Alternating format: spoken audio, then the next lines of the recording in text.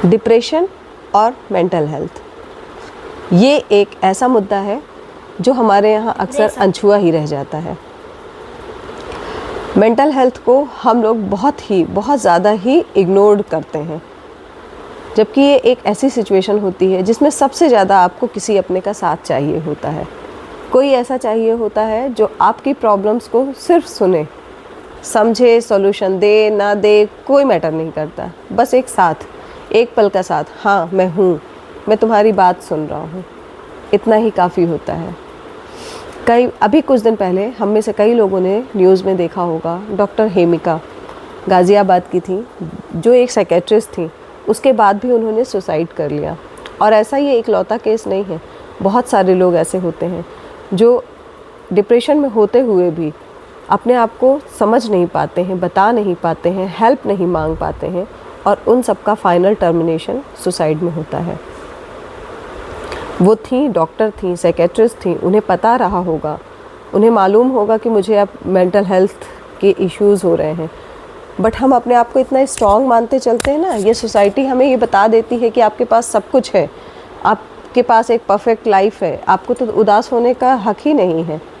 हो सकता है वो भी इसी प्रेशर से झूल रही हो, और शायद कभी उन्होंने किसी से अगर हेल्प भी मांगनी चाह रही हो तो उन्हें यही जवाब में मिला होगा, और उन्हें इमोशनल सपोर्ट कहीं नहीं मिला, जिसकी परिणति इस सुसाइड में हुई।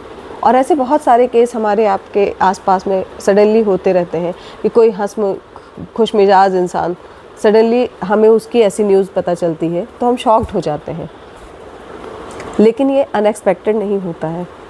सबसे ज़्यादा हंसमुख और खुश मिजाज दिखाई देने वाला इंसान अक्सर अंदर से बहुत अकेला होता है। और अगर किसी पल में कभी कोई भी इंसान किसी से मदद मांगना चाहे, किसी से कहे कि मैं तुम्हें कुछ बताना चाहता हूँ, या मेरे साथ ये प्रॉब्लम हो रही है, मैं कहना चाहता हूँ, तो कभी उससे ये कह के इग्नोर मत करिए कि तुम्हारे पास तो सब कुछ है, तुम क्यों उदास हो। उसकी उदासी उसका अंतर्मन का अकेलापन हो सकता है, और वो अकेलापन बांटने में आप मदद कर सकते हैं। उस मदद से कभी पीछे मत हटिए, क्योंकि एक पल की आपका इग्नोरेंस उसके लाइफ के लिए बहुत बड़ा चेंज हो सकता है। हो सकता है आप उसे उस डिप्रेशन से बाहर ले आएँ, और हो सकता है उस कुएं में आप उसे हमेशा के लिए खो दें। तो जब भी कोई भी आपसे अगर एक पल के लिए कुछ कहना चाहे तो बस कहिए मैं हूँ ना।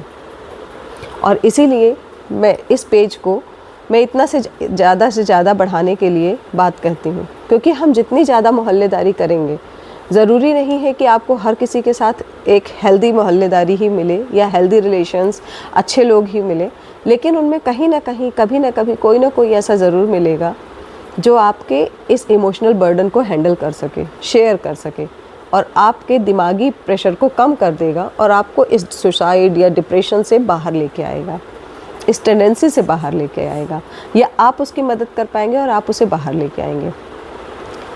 क्योंकि डिप्रेशन के मरीज़ कभी नहीं बताते, या उन्हें पता ही नहीं चलता है कि हम इस ओर आगे बढ़ चुके हैं। लौटने के रास्ते कब बंद हो जाते हैं उन्हें पता ही नहीं चलता। तो समय समय पर आवाज़ देते रहें, हम हैं, लौट आओ, हम नई शुरुआत करेंगे। यह हर चीज़ से आगे बढ़ा जा सकता है, लेकिन डिप्रेशन में आगे नहीं बढ़ना है। तो मोहल्लेदारी करिए, करवाइए, और एक दूसरे से मिलते रहिए, एक दूसरे की बातें सुनिए, समझिए। और मेंटल हेल्थ को जो हमारी सोसाइटी में सिर्फ पागलपन से जोड़ा जाता है, इससे दूर करने की बहुत ज़रूरत है। मेंटल हेल्थ बहुत बड़ा ही सेंसिटिव टॉपिक है।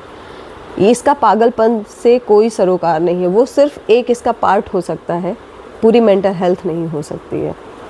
तो प्लीज़ सभी से, जो भी आपके आसपास में जानने वाले लोग हों, उनको भी इसके बारे में जागरूक करिए कि हर हंसता मुस्कुराता चेहरा ज़रूरी नहीं है कि उसके पास परफेक्ट लाइफ हो या परफेक्ट मेंटल हेल्थ हो।